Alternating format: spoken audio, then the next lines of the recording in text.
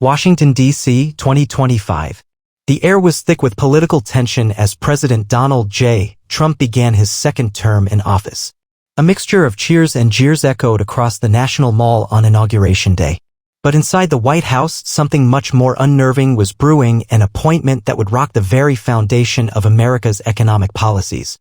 Enter Dr. Roland Creed, a fiercely independent economist known for his unfiltered critiques of global banking systems, central banks, and the influence of Wall Street over everyday Americans. He wasn't part of the establishment, didn't belong to any political party, and had once been blacklisted from television for calling the Federal Reserve a legalized cartel. Yet somehow he had just been appointed chief economic strategist in the Trump administration. Trump's inner circle was baffled. "Sir, with all due respect," whispered Jared Kushner during a private briefing, "Creed is unconventional." Trump smirked. "Exactly. We don't need more conventional. We need disruption. This guy's got guts." Creed's arrival at the White House didn't go unnoticed. The media exploded with hot takes. CNN called it economic suicide. Fox News was torn between admiration and confusion. MSNBC ran a headline, "Rogue Economist or Genius?" Trump's latest pick raises eyebrows. But Creed didn't care. His first press conference was nothing short of electric. Wearing a charcoal gray suit with a red tie, an intentional nod to Trump, he faced the press with the demeanor of a man who had nothing to lose. "I've been criticizing U.S. monetary policy for 2 decades, he said. "Now I get to fix it." A journalist asked him, "Do you plan to coordinate with the Federal Reserve?" Creed didn't blink. "No. The Fed will coordinate with us." Back in the Oval Office, Trump grinned as he watched the clip. "He's got fire," he said. "Just like me in 16. But that fire was about to blaze out of control. Creed's first move? Audit the Federal Reserve. A demand Trump had teased in past rallies but never acted on. Now it was real. Congressional Republicans panicked. Democrats smelled political blood. But Creed, with Trump's blessing, submitted a full proposal demanding transparency over every dollar printed, every interest rate change, and every secret meeting. Then came the bombshell report. Creed and his team uncovered a $487 billion discrepancy in the Fed's emergency lending books during the pandemic years. Money that had gone untracked, unaccounted for, and seemingly vanished into international banks and hedge funds. It was a scandal waiting to erupt. Trump was briefed in a closed-door meeting. "You sure this is real?" he asked. Creed nodded. "It's not just real. It's explosive. We're talking global implications, dollar credibility, market trust, even military alliances. But if we hide this, we become complicit." Trump leaned back, the weight of the moment sinking in. "I wanted to drain the swamp," he said. "Looks like I just found the drain." Outside, Wall Street braced for impact. The stock market trembled. International leaders began calling the White House, demanding answers. The IMF sent a discreet envoy. But Creed didn't flinch. He wanted more. He proposed a new system, American sovereign credit. A parallel domestic currency backed by U.S. land, infrastructure, and production instead of debt. "Fiat currency is a trick," Creed explained in a national address. "Let's back the dollar with real American assets. Let's make it honest again." The nation was divided. Libertarians cheered. Progressives cautiously supported transparency. Wall Street screamed. President Trump, standing at the crossroads of history, now had to decide, would he back his rogue economist to the end, or would he be the one to pull the plug? The first signs of trouble came during a meeting in the Oval Office, the kind that felt like it could make or break the future of America. Trump, sitting at his desk, was surrounded by his closest advisors, including Mike Pence and several members of his economic team. Creed, ever the outlier, stood by the window, hands in his pockets, looking out at the White House grounds. "You know what this will do to the markets," said Larry Kudlow, Trump's economic advisor. "The Federal Reserve won't take kindly to a full audit and the markets will go into freefall. We'll lose everything we've built." Trump stared at him, then turned to Creed, who had been silent for most of the meeting. "What do you think, Roland?" Creed didn't hesitate. "Let them collapse. They've been stealing from the American people for decades. If you back me on this, Mr. President, we'll come out stronger on the other side. The Fed, Wall Street, and the global elites? They won't know what hit them." It was a bold statement. Even for Trump, this was a lot to swallow. But there was something about Creed's confidence that made him pause and think. The risk was enormous, but then again, so were the rewards. The man had a point. The system was rigged, and if America was ever going to truly prosper, it would require dismantling the financial cartels that had long held power. Trump slammed his hand on the desk. I like it. I'm all in. The decision was made. Trump would support Creed's radical approach, and they would shake up the entire global financial system. But as soon as the news broke, the backlash was immediate. The mainstream media was in full attack mode. CNN declared Trump's move will send the U.S. into a depression like the world has never seen. Meanwhile, CNBC, known for its ties to Wall Street, warned that Trump's bold step would make America an economic pariah. Trump is playing with fire, one pundit said. And we all know how that ends. But it wasn't just the media. The Federal Reserve, already under heavy scrutiny, began to react swiftly. They called for an emergency meeting. Jerome Powell, the Fed chairman, publicly denounced the move. If this country goes down the path of financial isolationism, we will pay the price in ways we cannot imagine, he said. But Creed remained unbothered. He spent his days in meetings working with a team of economists and financial experts to formulate a plan. He had been preparing for this moment for years, and he knew exactly what needed to be done. The American sovereign credit system was far from a simple solution. It was a new financial model that would require the cooperation of every state, corporation, and citizen. But Creed believed it could be done and that it would fundamentally change the global economic landscape. One night, as Trump prepared for a high-stakes rally in Pennsylvania, he pulled Creed aside. You're really going through with this, huh? Creed nodded. It's the only way. The global system is collapsing, Mr. President. You can either join the fall or help us build something better. Trump thought for a moment. You really believe that? You're betting on all of us. I am. And so are you. Trump smiled. You've got guts, Roland. I like that. But don't get too cocky. If this backfires, we'll be at the front of the flames. Creed met his gaze. We won't fail. The stage was set. The next few weeks would determine whether Creed's vision could be brought to life or if it would crumble under the weight of America's political and economic establishment. But Creed was a man with a plan, and Trump, for all his flaws, had never been one to back down from a challenge. As the president stood before a packed stadium in Pennsylvania, giving his usual fiery speech about the economy and the future of America, the nation was watching. Creed's vision of financial reform was now on the table, and the world was waiting to see if it could withstand the pressure.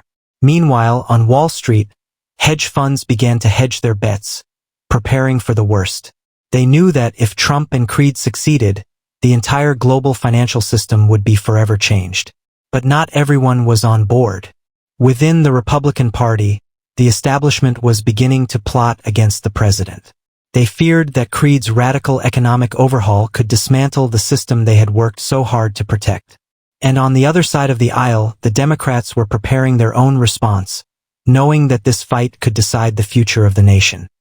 The storm brewing around Dr. Roland Creed's economic plan reached a boiling point when the Federal Reserve called for an emergency session with the Trump administration. The meeting was scheduled for a Monday morning, but by then the financial world was already in chaos. Markets had dipped, with the Dow Jones falling nearly 1,000 points in the previous week alone, and international currencies had started to fluctuate wildly. There were whispers that some global powers were preparing to abandon the US dollar in favor of a new reserve currency. Inside the White House, tensions ran high.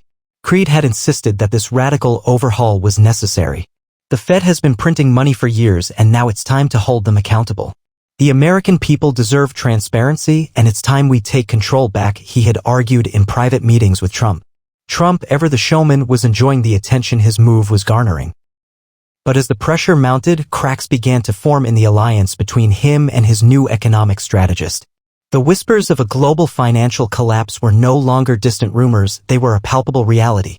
People were beginning to feel the anxiety of an uncertain future. Would Creed's plan really work? Or had they bitten off more than they could chew? On the day of the critical meeting, Trump walked into the Oval Office with his usual confidence. Creed was already there, looking calm and collected. Standing around the room were several key officials: Secretary of the Treasury Steven Mnuchin, White House Chief of Staff Mark Meadows, and the new Federal Reserve Chairman Elena Wallace, who had been appointed by Trump to replace Powell earlier that year. Wallace, known for her unconventional stances on financial regulation, was not pleased with the current course. So, what's the plan, Roland? Asked Mnuchin, his voice tinged with skepticism. Creed took a deep breath, his eyes steady. We need to shut down the Federal Reserve's ability to print money without accountability. We'll establish the American sovereign credit, a new digital currency backed by the nation's infrastructure and resources, not debt. Wallace raised an eyebrow. That's dangerous. You're essentially proposing a break from the global financial system. It's a gamble, Roland. And you're asking us all to go with you. Trump's voice cut through the tension. I'm in. I think the people of this country are ready for something different. The old system's broken. And we've been talking about draining the swamp. Well, this is how we do it. But the room was divided. Meadows looked nervous, tapping his pen on the table. We're talking about appending decades of financial systems. This could lead to civil unrest. You think the American people will just accept a currency backed by infrastructure? There's going to be chaos. Creed stood firm. This is about long-term sustainability, not short-term panic. We have the resources to back up this currency. It's time we stop letting global financial institutions dictate our future. We've already seen the consequences of blind trust in systems that benefit the elites. For a long moment, no one spoke. The weight of Creed's words hung in the air. Trump, however, was resolute. He had always prided himself on being a disruptor, someone who broke down the old ways. This time, however, the stakes were higher than they had ever been before. Finally, Trump stood and turned toward Wallace. What do you think, Elena? Wallace hesitated, her fingers tapping nervously against the side of her chair. I think you're pushing the envelope too far, Mr. President. But if you're determined to go down this path, I'll support you. But the consequences will be on all of us. Creed smiled. Thank you, Elena. We're going to change this country's future. That night, a press conference was called. The world would soon know about the new direction the United States was taking under President Trump's administration. With the cameras rolling, Trump stood at the podium, flanked by Creed and the rest of his economic team. My fellow Americans, Trump began, the time for change has come. For too long, the Federal Reserve and global financial institutions have controlled our destiny. But no longer. Today, we are announcing the creation of the American sovereign credit, a new currency backed by American resources and infrastructure, not debt. We will take back control of our economy and we will build a future where American prosperity is secured for generations. The response was immediate. Financial markets went into a tailspin and global leaders expressed their concerns through diplomatic channels. On Wall Street, investors began pulling their money out, fearing a collapse. The dollar took a hit and gold prices spiked. But inside the White House, Trump stood proudly at the podium, smiling as the storm raged outside. The critics can say what they want. They can try to stop us. But the people of this country are tired of the same old thing. We're going to make America great again, and we're going to do it with a system that works for every American, not just the elites. Creed, standing at Trump's side, could feel the weight of the moment. The battle had only just begun. He knew that the plan was risky and that the economic world was already pushing back hard. But in his mind, the system had been broken for far too long. And if there was any chance of fixing it, they had to push through the chaos, come what may. As the days passed after the announcement of the American sovereign credit, the country was thrown into an unpredictable frenzy. The media, who had once lauded Trump's boldness, now denounced him as reckless. Politicians from both sides of the aisle began to distance themselves from the president, worried about the long-term implications of Creed's plan. On Capitol Hill, Republican lawmakers scrambled to protect their political futures. A significant faction within the party voiced concerns that the American sovereign credit could lead to a financial collapse. Some, like Senator Mitch McConnell, even began to hint at the possibility of working with Democrats to scale back the proposal. Meanwhile, Democrats, united in their opposition, called for hearings, demanding that Trump's administration justify the risks. President Trump is gambling with the lives of millions of Americans, House Speaker Nancy Pelosi said in a televised address. This so-called American sovereign credit is nothing more than a pipe dream. If the president doesn't reverse course, we will be facing an economic crisis far worse than anything we've seen in modern history. In the midst of this chaos, the stock market went through a series of violent swings. The Dow dropped another 800 points, causing widespread panic. Small businesses began to feel the effects as loans became harder to secure, and international trade partners hesitated to do business with the United States. The US dollar plunged in value, leading to inflation in everyday goods. Americans stood in long lines at gas stations, and consumer confidence reached a new low. But amidst the panic, There was one individual who stood firm in his belief that this was the right course of action. Roland Creed. As the world seemed to tremble around him, Creed remained calm. He continued to meet with Trump, reassuring him that this was the necessary upheaval. All revolutions face resistance, Creed would remind the president. The real battle is not over the markets or Wall Street. It's over the minds of the American people. We need to show them that this is their opportunity to finally be free from the financial system that has enslaved them for generations. Trump, who had been mostly indifferent to the concerns raised by his own economic team, now started to feel the weight of the public outcry. His approval ratings began to slip, and he found himself in heated exchanges with members of his own party. The support he had once enjoyed seemed to be slipping through his fingers. At a pivotal moment, Trump called a special address to the nation. The Oval Office broadcast was unlike any other he had delivered. The American people needed to hear directly from their president, and he knew it. The stakes were too high. The cameras rolled, and Trump sat in front of the desk, his hands clasped together. Creed stood beside him, calm and composed as usual. "My fellow Americans," Trump began, his voice serious but determined, "I know there are fears. There are doubts. But I want to tell you that this isn't just about me or about the Washington elites. This is about the future of this great country. For too long, we've let global financial institutions dictate our future. They've stolen from us, taken advantage of us, and left us behind. And we're not going to take it anymore." Trump's words rang out with the fervor of a man who believed he was on the right side of history. But he also knew that the next few days would be crucial in shaping public opinion. "The American sovereign credit is the way forward," he continued. "It's a new way, a better way, and it's a way that will make America the economic powerhouse it was always meant to be. I'm not doing this for me, I'm doing this for the American people."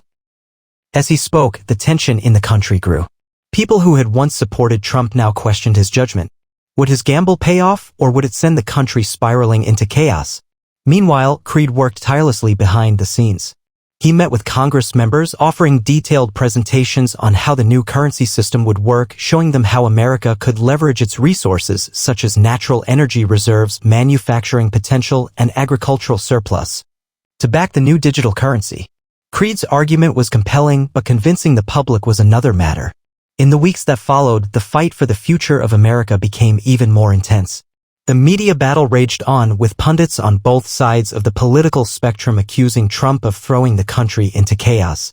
The financial world, meanwhile, was on edge, watching every move the administration made. Despite the criticism, Creed and Trump pressed forward. They continued to roll out the first stages of the American sovereign credit, creating a pilot program in select states to test the new system. As the first wave of the digital currency was distributed, small businesses began to embrace it, attracted by the promise of no more interference from global banks. "We're not waiting for Washington to tell us what to do anymore," said Emily Vargas, a small business owner from Texas who had started using the sovereign credit. "This is our chance to take control of our own financial future." But while some Americans embraced the change, others were still wary. Trust in the system was hard to come by, and the media relentlessly stoked fears of a total collapse. Despite the success of the initial program, the broader economy remained fragile, and more people began to doubt whether this radical overhaul was worth the risk. The world's eyes were fixed on the international summit. Held in Geneva, this would be the pivotal moment where President Trump and Roland Creed would present the American sovereign credit to the global financial leaders. The stakes couldn't have been higher. This was not just a meeting of political leaders, but a clash of ideologies that would define the future of the global economy.